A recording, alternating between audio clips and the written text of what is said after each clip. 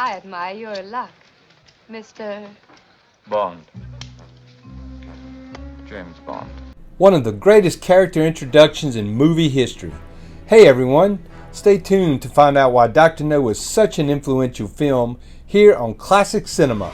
Roll it, boys.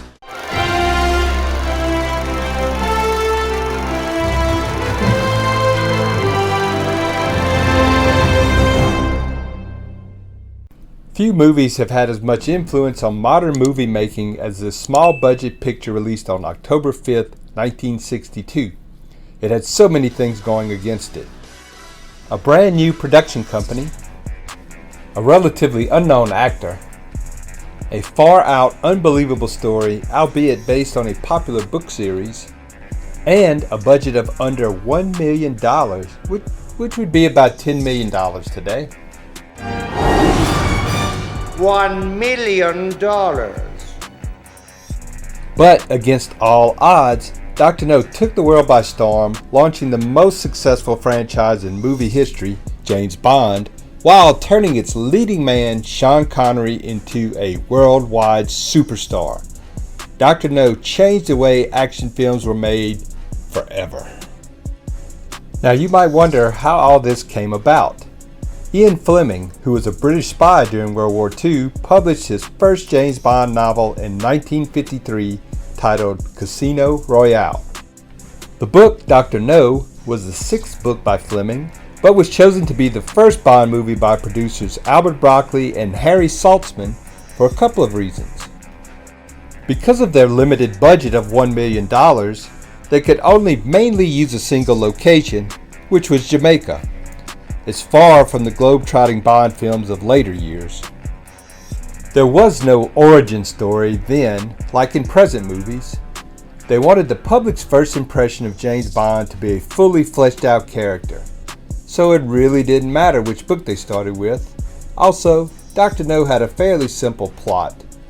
Originally, Broccoli wanted to make Thunderball, but the rights were tied up in court. After Broccoli and Saltzman got the green light to make Dr. No, the next obstacle was finding the perfect actor to play the super agent. Many actors were considered, such as Cary Grant, David Niven, Patrick McGoohan, Richard Johnson, and even a young Roger Moore, who Broccoli thought was, quote, too pretty, unquote. Connery did not impress the producers at his interview, but Broccoli's wife convinced him to give Connery a chance.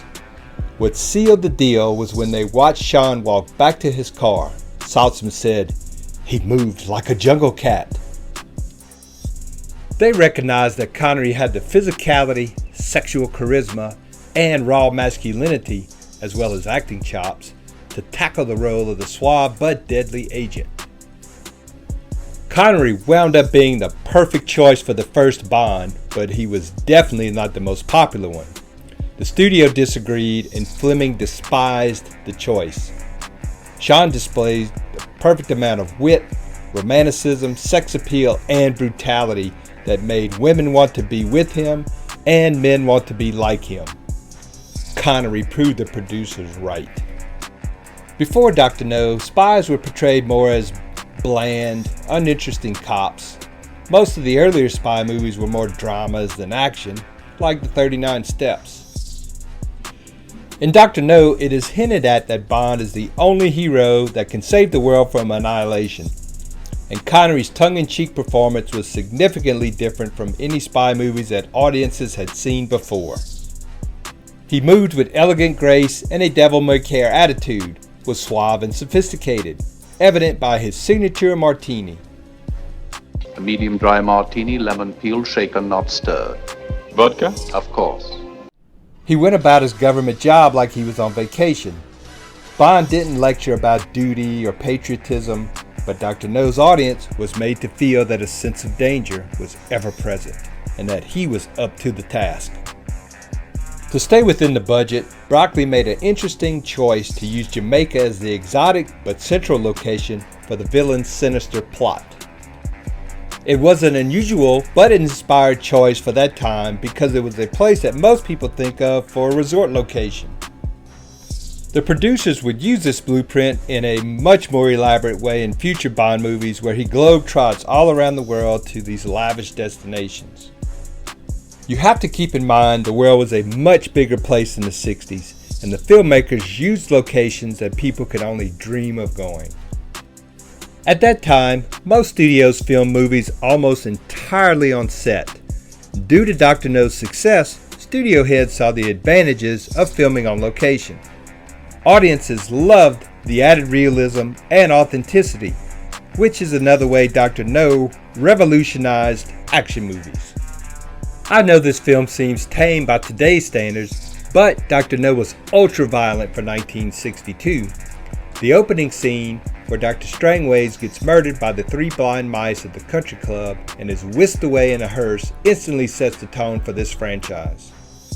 Also, when Strangway's secretary is murdered and blood is shown, which looks fake as hell by the way, this was shocking to 1962 audiences due to censorship. Even though Alfred Hitchcock kicked that door in with Psycho in 1960, it was still novel at that time.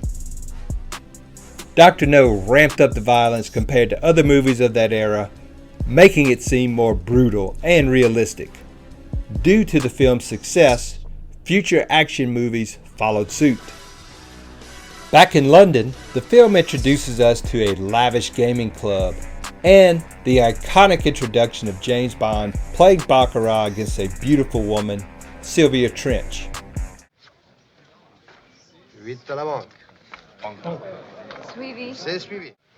I admire your luck, Mr. Bond. James Bond.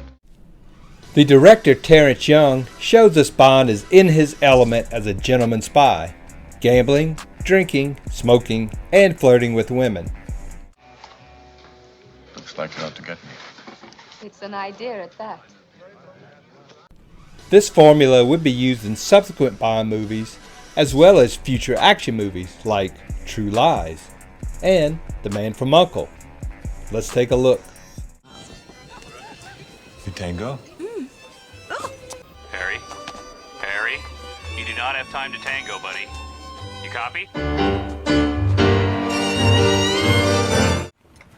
This time, I do need to go. That is disappointing. Just another 5 minutes? I know your 5 minutes, Mr. Devaney. In the next scene, when Bond is briefed by his boss M at MI6 on the mission, you can see his disdain for authority underneath the British veneer of respect. Bond is his own man, and even though he has to answer to higher-ups, he will do the job his own way. We can also see his disgust at being forced to trade in his Beretta for his trademark Walther PPK pistol. He doesn't like being told what to do. We can see this character trait in many future spy and police films, such as Dirty Harry. Yeah, well, when an adult male is chasing a female with intent to commit rape, I shoot the bastard. That's my policy. True Lies. Hey, Harry, do you realize that it has in fact been 10 years since you've been behind the wheel of one of these things? If I break it, they can take it out of my pay. Harry, listen, don't worry about it. We got a guy on the inside, Harry. And the Mission Impossible movies. I can understand you're very upset. Kittredge, you've never seen me very upset. All right, Hunt. Enough is enough.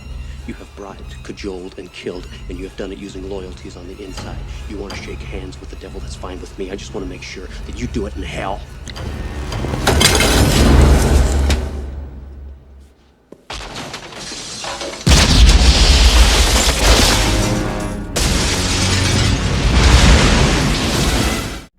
Most earlier spy thrillers had the main character using a secret identity as he undertook the mission.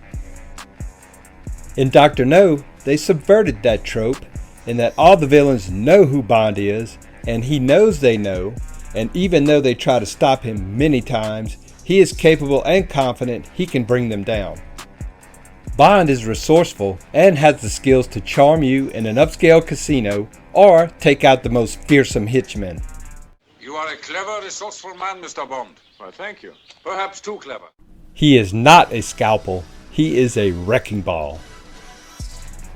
Think Kingsman, Jack Reacher, and Taken as comparable modern action movies. Most modern action movies have a mandatory over-the-top car chase scene. You can thank Dr. No for that. The scene where Bond is trying to be run off the road by the hearse looks very fake and lame now, but was top shelf in its day. It set a precedent for later movies like Bullet, The French Connection, and to some extent, the Fast and Furious franchise. One other note related to this is Bond's epic one-liners after dispatching another bad guy.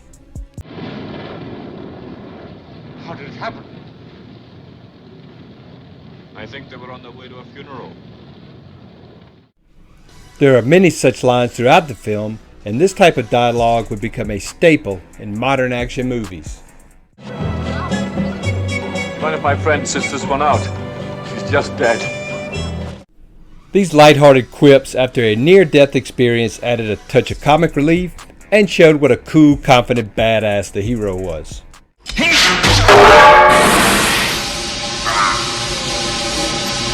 Let off some steam, Bennett. Next time you have a chance to kill someone, don't hesitate. Thanks for the advice. A pivotal scene in Dr. No is when Bond is set up to be assassinated by Professor Dent, but the crafty Bond turns the tables on him. After Dent empties his pistol into the bed, assuming it's Bond, the agent takes him out, giving no more thought to it than if he was killing a roach. This scene indicated to the audience that Bond is indeed licensed to kill, and showed what a brutal, cold-blooded killer he is when he has to be. Future action movies adapted this mindset for the hero that he is all business. I'm working up. Mr. Smith & Wesson.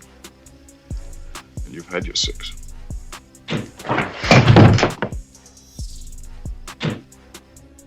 Two examples are the Jason Bourne movies and Ethan Hunt in the Mission Impossible franchise. After his investigation, Bond comes to the conclusion that Dr. No might be the man he's looking for. Bond and Quarrel decide to recon Crab Key Island, Dr. No's headquarters. Bond wakes up to a woman singing as a prelude to one of the most iconic entrances in cinema history. Out of the ocean emerges Honey Rider, played by Ursula Andress in her famous white bikini, becoming the first Bond girl.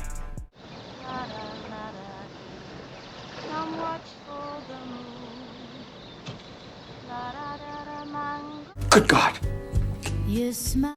Honey completes the trifecta of bullets, booze, and broads that the franchise would become known for.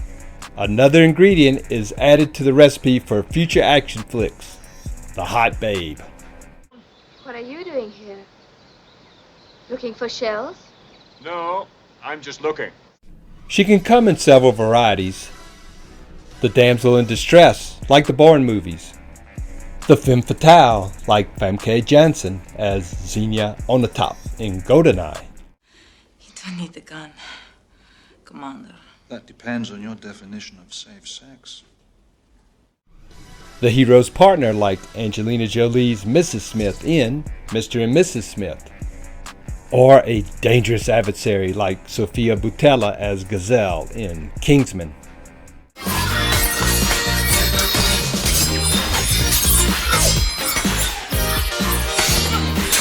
Dr. No pushed the censorship envelope in 1962 in regards to skin and sex shown on screen. The film seems tame by today's standards, but was very risque at the time. Dr. No's success triggered an increase in skin and sexual undertones in future movies, along with the rise of the sexual revolution in the 60s as other filmmakers followed suit. In fact, when the movie came out, the Vatican recommended it be banned due to, quote, a dangerous mixture of violence, vulgarity, sadism, and sex, unquote. Of course, that announcement just fueled more people to see it. In the last act, Bond and Honey get captured by the mysterious Dr. No's henchmen and are taken to his lab, or his lair, as it were. Here is where we finally meet the film's title character, and in a brilliant piece of casting by the producers, Joseph Wiseman sets the stage for all future Bond villains. Wiseman also invented the blueprint for most evil geniuses in future movies of this genre. Wiseman's performance is unique, giving Dr. No a cold, almost robotic tone and a huge but sensitive ego. He is highly intelligent, sophisticated, and determined, which goes against type for most movie villains of the time. He is not a crazed, drooling psychopath. Unlike most similar movies before Dr. No, Bond and No do not engage in a murderous death match. They participate in a polite, respectable dinner where Dr. No informs Bond of his evil plan to impress him and recruit him to his organization. Unheard of at that time. Dr. No gives Bond and Honey Ryder a nice room, clean clothes, and some drinks. Yeah, I know.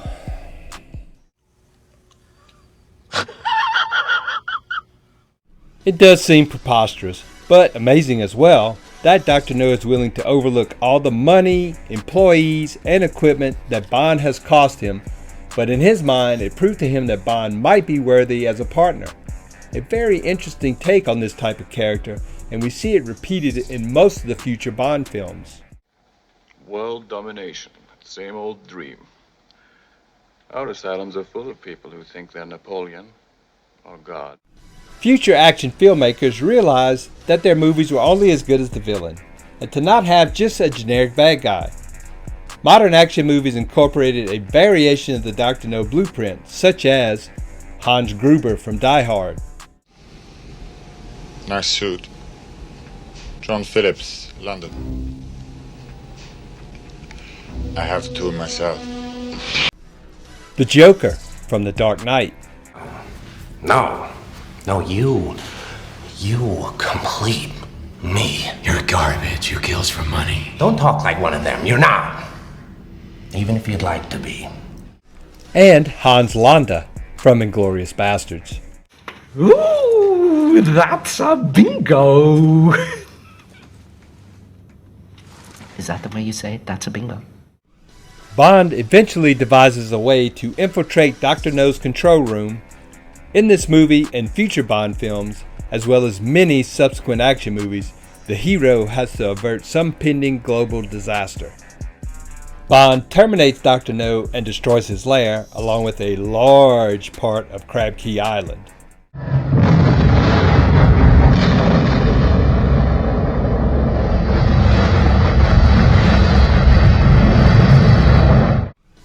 This part of the action film genre today is usually the climax of the movie with huge action set pieces and mind-blowing special effects. This formula can be attributed to Dr. No. Once again, I will refer to the Mission Impossible franchise, where Tom Cruise's Ethan Hunt is sort of an American James Bond, saving the world one movie at a time. Dr. No smashed the box office, earning 60 times its budget, a substantial profit for that time. The studio gave an immediate green light for the second film, From Russia with Love. And so, the greatest franchise in movie history was born, with 25 films spanning 60 years, as well as influencing countless future action movies. Sean Connery silenced the naysayers, and in my opinion, being the first James Bond is still the best. Once again, thanks for watching. If you enjoyed the video, click the like button and share with your friends. Also, if you subscribed, click the bell icon for notifications. I would love to hear your comments below as well. Any input is greatly appreciated. Until next time, adios amigos!